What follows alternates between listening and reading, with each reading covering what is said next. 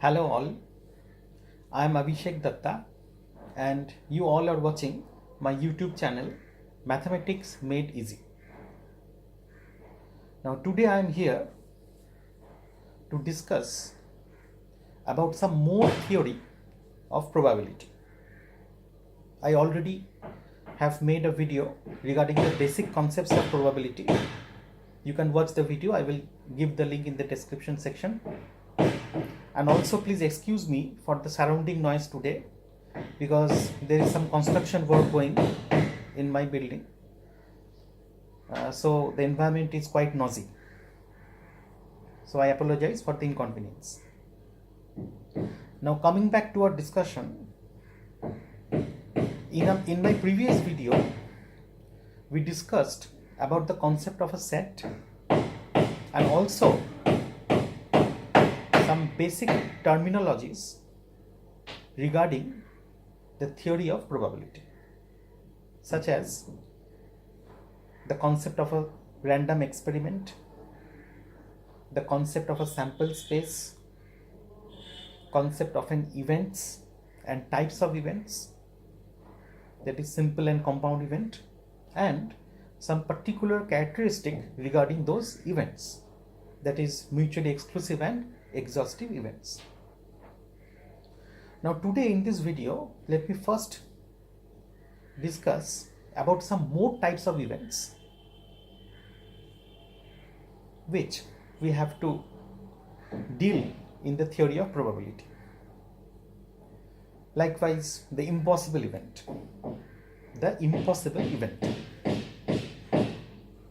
So as you can clearly guess from the name itself, that an impossible event means an event which can never occur. An event which can never occur. Likewise, if I say that the experiment, the random experiment under consideration is throwing a dice and I win if the phase 7 occurs. So you all know that a dice contains only 6 faces, naming from 1 to 6. So there is no face marked 7. So hence I will never win.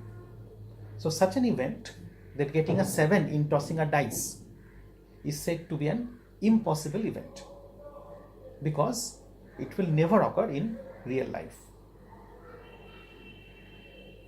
Similarly, an event which is certain to occur at every trial of an experiment is said to be a certain event. This is the second kind of event, certain event. So certain event is an event which certainly occurs at each and every trial. Likewise, if I say that our experiment under consideration is tossing a coin, let us toss a coin, that is the random experiment, and my condition of win is that if either head or tail occurs, then I will win. If either head or tail occurs, then I will win. Then obviously I will win every time, because at every toss the result will be either a head or a tail. So this event is a certain event because it will happen at each and every trial of the experiment, whereas an impossible event is an event which will never occur at any trial of the experiment. Now apart from these two concepts of impossible event and a certain event, there are two parallel concepts which we call stochastically impossible and stochastically certain events. So these are two parallel concepts of the previous ones. So what are stochastically impossible and stochastically certain events? By this term stochastically, we mean according to probability. According to probability. So let me explain.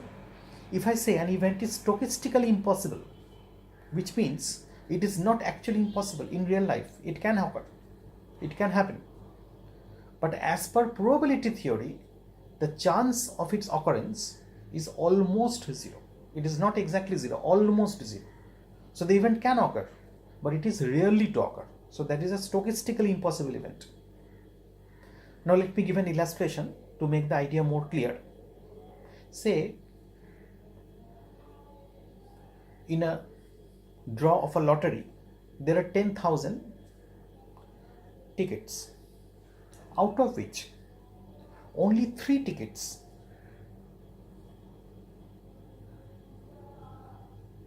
declare a prize. So out of 10,000 tickets in a lottery, only 3 tickets declare prize.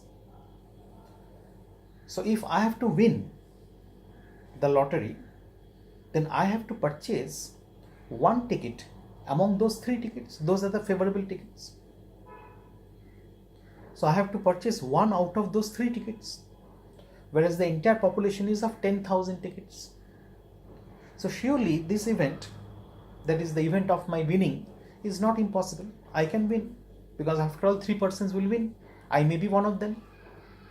But my chance of winning is almost 0, because out of 10,000, only 3 are in my favor. Out of those 10,000 tickets, only 3 are in my favor. So I have to pick up 1 ticket among those section of 3 tickets only to win the lottery. So by probability, my chance of winning is almost 0. Not 0, but almost 0. So such an event is stochastically impossible. That is probability wise impossible. But actually it is not so. Likewise, we can also define stochastically certain event. An event which is certain to occur as per probability, but not in reality. As per probability, we call it a certain event. Stochastically certain event. So these are the 2 parallel concepts of impossible event and certain event. Impossible and stochastically impossible, certain and stochastically certain. So there is a fine line of demarcation between the 2.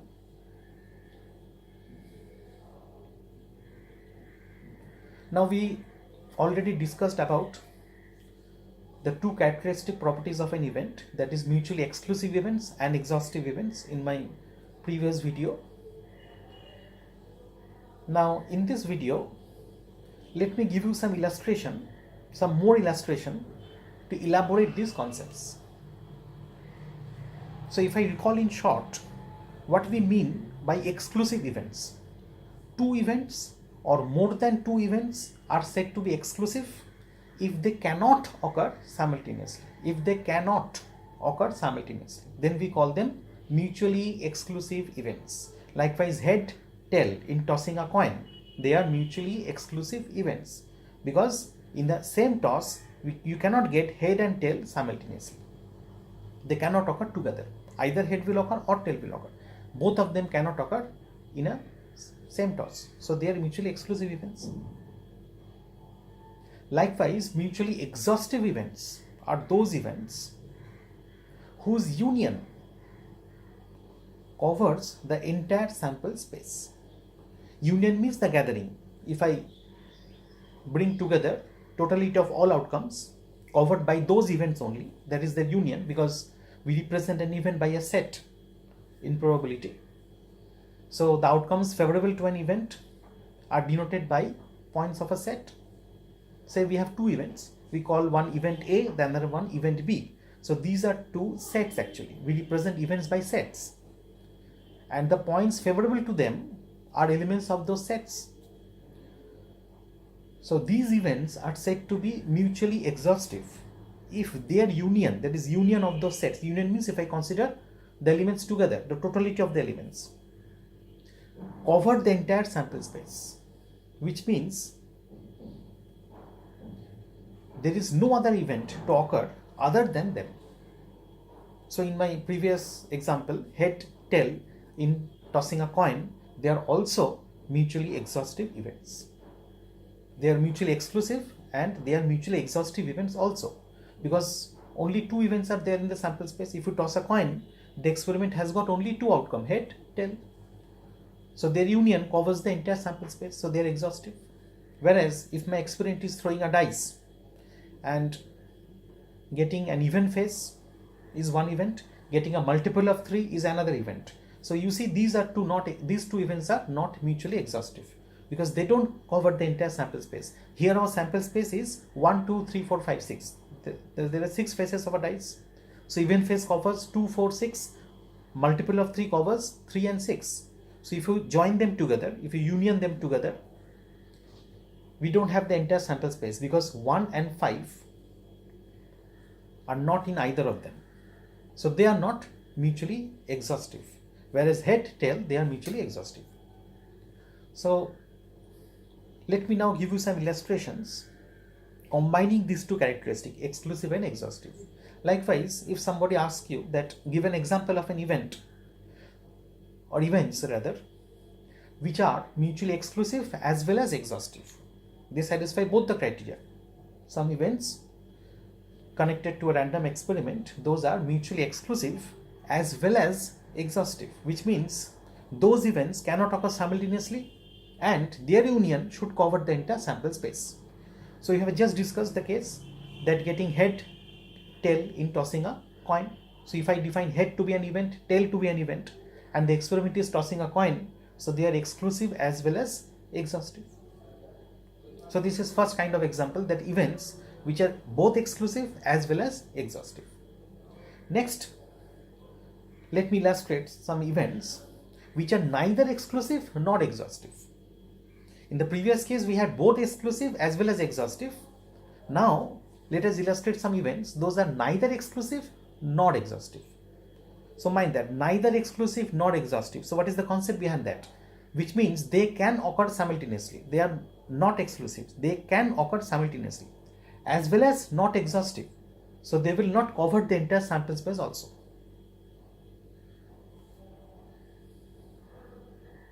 So likewise, if I say getting an even phase in tossing a dice and getting a multiple of 3 in tossing a dice. I'm commonly using these two experiments only, tossing a coin and throwing a dice, to make the concept much more simpler. So here our experiment is tossing a dice and we are considering two events, getting an even phase and getting a multiple of 3. So you see these two events can occur together if 6 occurs, because 6 is even as well as 6 is a multiple of 3. So if 6 occurs, then both party wins because both of their criteria are satisfied. As well as, so they are not exclusive, they can occur simultaneously if 6 occurs, as well as they are not exhaustive also, as I just explained, that 1 and 5 are not covered in either of them. So these are the two events which are neither exclusive nor exhaustive. So first we had events which are both exclusive as well as exhaustive. Now we discuss about events which are neither exclusive nor exhaustive. Let us now discuss, or rather illustrate, some events which are exclusive but not exhaustive. One of the criteria holds but one doesn't. Exclusive but not exhaustive. So which means they cannot occur together, they are exclusive, they cannot occur together, but they don't cover the entire sample space also. That means there are outcomes other than them. So in the same experiment of throwing a dice, if say event A is getting a 1 and event B is getting a 6, event A is getting a 1, event B is getting a 6. So clearly these two events are mutually exclusive because both of them cannot occur simultaneously in one toss. You cannot get both the results at the same toss. So they are exclusive. But clearly they are not exhaustive because they don't cover the entire sample space. The entire sample space covers 6 points, 1, 2, 3, 4, 5, 6. And here we have only 2 points, 1 and 6. So they clearly don't exhaust the entire sample space. So these are examples of events which are exclusive but not exhaustive. And finally, let us explain some events which are not exclusive but exhaustive. The previous one were exclusive but not exhaustive. Now they are not exclusive but exhaustive. So here also only one criteria holds. They are not exclusive, means they are allowed to occur together, but exhaustive. They will exhaust the entire sample space. So if I say getting an even phase, say we have two persons A and B, and A wins if an even phase occurs in a dice, and B wins if any phase from 1 to 6 occurs in a dice. So practically speaking, the event of B is a certain event because B will always win. The condition is likewise that B wins if any of the phases 1 to 6 occurs, whereas A wins if only an even phase occurs. So if the result is even, both of them wins together. So they are not exclusive, they can occur together, and clearly they are exhaustive because if we union them, event B itself covers the entire sample space. So these are few examples where we have discussed 4 types of nature. First one, events which are neither exclusive nor exhaustive. None of the criteria are satisfied. Secondly, the first one we discussed that events which are both exclusive and exhaustive, that is both the criteria are satisfied. Secondly, we discussed about events which are neither exclusive nor exhaustive. None of the criteria hold. Then one hold, the other doesn't. That exclusive but not exhaustive, and the fourth one, not exclusive but exhaustive. So I hope you get a clear idea about the exclusiveness and exhaustiveness of the events. Now, let us discuss about the concept, the basic definition of probability now. So far, we were dealing with some terminologies. Now, let us try to come to the definition, the very definition of probability. Now, to be honest, probability is still regarded to be an undefined concept. It is still today, in today's science also, it is regarded as an undefined concept. Many mathematicians in different time era have tried in their own way to define the theory of probability. Both mathematicians as well as statisticians, both of them in their own way, in their own research, tried to establish a proper definition for probability. But every time, due to some major flaw, the definitions got rejected. So finally, today, we treat probability as a postulative theory rather than a definition. We treat probability as a postulative theory rather than a definition. Now, if you are not familiar with the term postulate, what is a postulate? Postulate means some mathematical outcomes or some mathematical rule which we accept without proof. By without proof, we mean that without knowing the actual science behind it. Likewise, say in KG nursery classes or say in class 1 and 2, you have studied the basic addition operation in arithmetic. Say 1 plus 1 equal to 2. You have studied that 1 plus 1 equal to 2. Now if I ask a class 1 student or class 2-3 student that prove me 1 plus 1 equal to 2, prove it, 1 plus 1 equal to 2. He knows that 1 plus 1 equal to 2, but he cannot prove that because he doesn't know the science behind it, how to prove it. Even if I ask a class 12 student or even a graduation student to prove the same, 1 plus 1 equal to 2, he or she will also fail. So see, even in graduation level, there are many results which we have just assumed without knowing the true science behind that. That why 1 plus 1 is equal to 2? What is the proof? Every time our teachers taught us that 1 plus 1 equal to 2, 2 plus 3 equal to 5, 5 plus 4 equal to 9. So what is the science behind that? Why 5 plus 4 equal to 9? Why 1 plus 1 equal to 2? So we have no explanation. We just know this way the calculation occurs. That is the rule of addition. We have learned the same from our very childhood, but we don't know the proper science behind that. Of course, there is some theory behind that. In our research level, in the doctorate level, there are 24 pages proof that 1 plus 1 equal to 2. The proof covers 24 pages. But for graduation students, for class 12 students, for class 10 students, for all of them, 1 plus 1 equal to 2, this statement is a postulate. It is a postulate. So a postulate is a mathematical rule which we accept without knowing the proper science behind it. So likewise, probability is also accepted as a postulatic theory.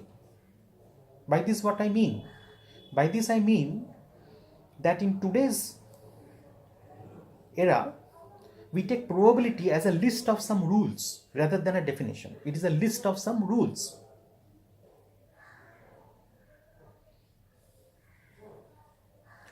These postulates are named after the famous mathematician Kolmogorov. We call them Kolmogorov's axioms or Kolmogorov's postulates of probability theory. Now actually that is a latter part of discussion, a little bit advanced level of discussion. But let me first begin with the classical definition of probability. Mind that although I am using the term definition, actually this is known as the classical definition. In some time era, this was accepted as the proper definition of probability, but later on this definition is being rejected. So this is the classical definition of probability, classical approach. Although in our basic problems on probability, we use this definition as our working rule. We use it as our working rule, but not as a definition. So what is the classical definition?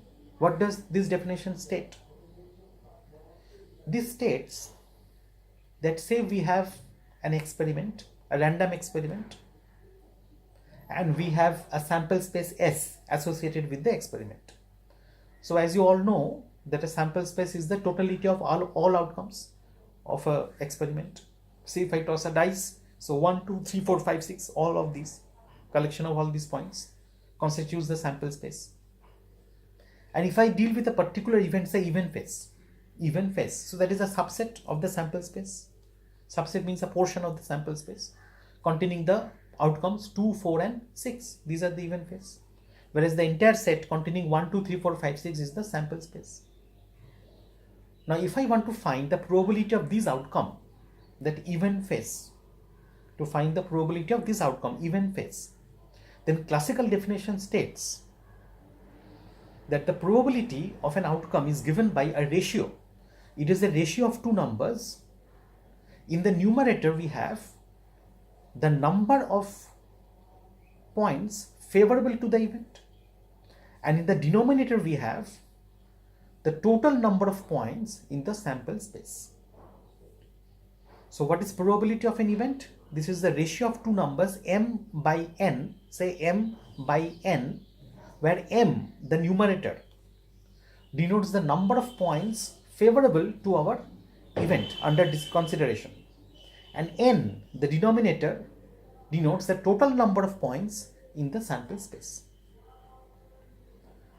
So for this illustration, that probability to get an even phase, probability to get an even phase in throwing a dice will be 3 upon 6, because there are 3 points in favor of this event, 2, 4 and 6. There are 3 even points, and total we have 6 points. So the probability becomes 3 upon 6, which is half. So percentage wise 50%. That is, if I toss a dice, it is likely 50% to get an even phase. Similarly, for an odd phase also, the probability is half. That is percentage wise again 50%, because odd phase covers 3 points, 1, 3, 5. So there are again 3 points in the favor, and total we have 6 points. So 3 by 6, half. Likewise, if the event is getting a multiple of 3, so the probability will be 2 upon 6, because multiple of 3, there are 2 points in favor of the event. Multiple of 3, 2 points, namely 3 and 6. Total we have 6 points, so 2 by 6, which is 1/3. So therefore, to determine the probability of an event, what we have to do, we have to consider the ratio of the number of favorable points to the event to the total number of points in the sample space. So this is what is the classical definition. Now there are some restrictions in this definition, that the classical definition can be applied to only those random experiments containing a finite number of points in the sample space. That is the first restriction, that this definition can be applied only to those kind of random experiments whose sample space contains a finite number of points.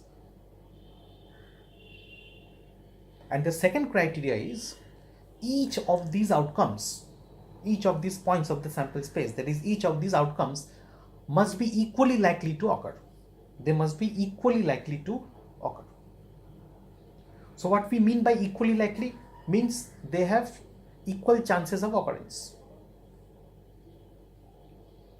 There cannot be any preference for one particular event and a lower preference for the other. It is not so. They are all equally likely to occur. The chances of occurrence are all equal. So this is the second criteria. So these two restrictions must be obeyed to apply this classical definition. So for experiments whose sample space are not finite in nature, that is, we have infinite, endless number of points in the sample space, then we cannot apply this particular definition.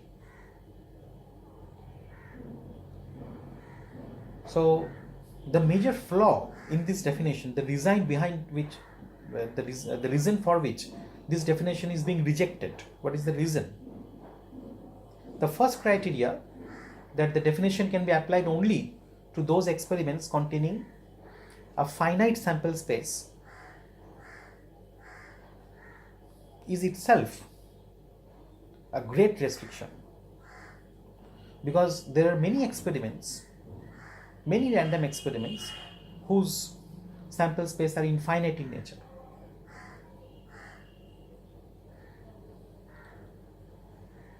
But still we can accept this definition for those kind of experiments having a finite number of sample space. For those type of experiments, this criteria is not a problem.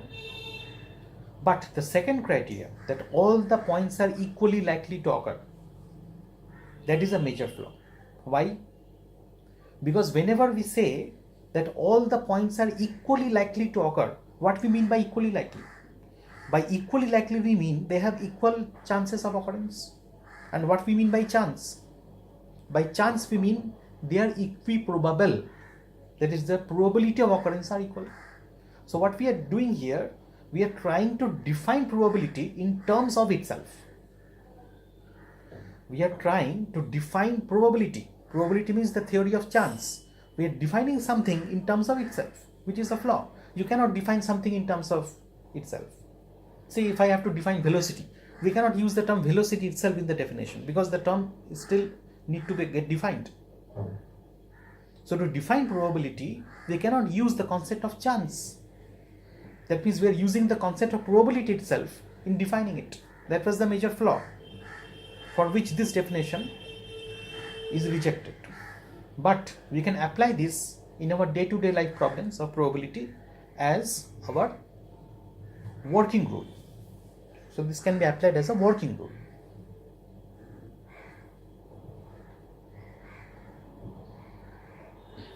So in this video, let us discuss till here, and we shall be continuing our discussion further in our next videos.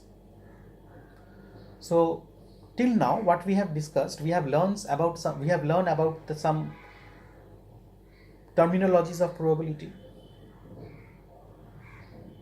and some types of events, some characteristics of events, some illustrations of events, and also we have discussed about the postulatic concept of probability as well as the classical definition of probability, and also the reason for its rejection.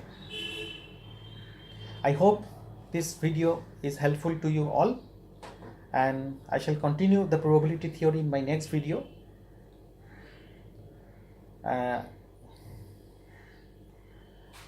It will be of great help if you like the video and subscribe to my channel, as it will help my channel to grow.